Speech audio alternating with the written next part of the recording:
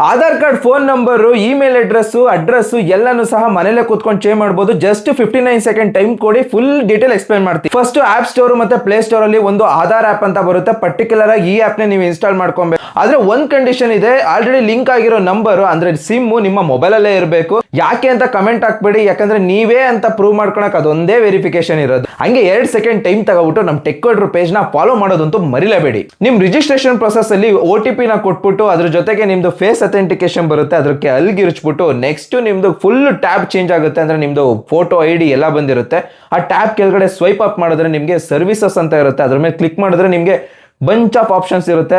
ಅಂದ್ರೆ like phone number, email ID, address, name ಎಲ್ಲ ಇರುತ್ತೆ. ಇಲ್ಲಿ ನಾನು ಫೋನ್ ನಂಬರ್ ಚೇಂಜ್ ಅಂತ ಕೊಟ್ರೆ 75 ರುಪೀಸ್ ಚಾರ್ಜ್ ಆಗುತ್ತೆ. ಅದ್ರದ್ದು ನೆಕ್ಸ್ಟ್ ಟ್ಯಾಬ್ ಬಂದ್ಬಿಟ್ಟು ನಿಮ್ದು ಹೊಸ ಫೋನ್ ನಂಬರ್ನ ಆಡ್ ಮಾಡಿ ಅಂತ ಬರುತ್ತೆ. ಅಲ್ಲಿ ನಿಮ್ದು ಫೋನ್ ನಂಬರ್ನ ಆಡ್ ಮಾಡ್ಬಿಟ್ಟು OTP ಬರುತ್ತೆ, ಅದನ್ನ OTP ಮತ್ತೆ ಹಾಕ್ಬಿಟ್ಟು ಅದ್ರ ಜೊತೆಗೆ ಮತ್ತೆ ಫೇಸ್ ಅಥೆಂಟಿಕೇಶನ್, ಫುಲ್ ಸೆಲ್ಫಿ, ಗೊತ್ತಲ್ಲ. ಇದ್ರಲ್ಲಿ ಒಂದು ಸಜೆಷನ್ ಏನು ಅಂತಂದ್ರೆ ತುಂಬಾ ಮೇಕಪ್ ಮಾಡ್ಕೊಬಿಟ್ಟು ಫೇಸ್ ಅಥೆಂಟಿಕೇಶನ್ ಕೊಡಕ್ ಹೋಗ್ಬೇಡಿ. ಯಾಕಂದ್ರೆ ನಿಮ್ಮ ಆಧಾರ್ ಕಾರ್ಡ್ ಅಲ್ಲಿ ಹೆಂಗಿರ್ತೀರಂತ ನಮ್ಗೆಲ್ಲ ಗೊತ್ತಿರುತ್ತೆ, ಯಾರ್ಯಾರಿಗೆ ಹೇಳ್ತಾ ಇದೀನಿ ಅಂತ ಅರ್ಥ ಆಗಿರುತ್ತೆ.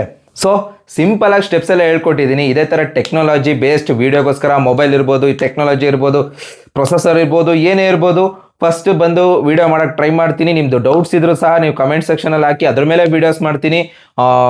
ಇದೇ ತರ ಹೆಚ್ಚಿನ ಮಾಹಿತಿಗೋಸ್ಕರ ನಮ್ಮ ಟೆಕ್ ಕೋಡ್ರ ಪೇಜ್ನ ಫಾಲೋ ಮಾಡಿ, ಲೈಕ್ ಮಾಡಿ, ಶೇರ್ ಮಾಡಿ, ಸಬ್ಸ್ಕ್ರೈಬ್ ಮಾಡಿ, ಏನೋ ಒಂದು ಮಾಡಿ, ಎಲ್ಲ ಮಾಡಿ, ಹಿಂಗೆ ಮಾಡಿ.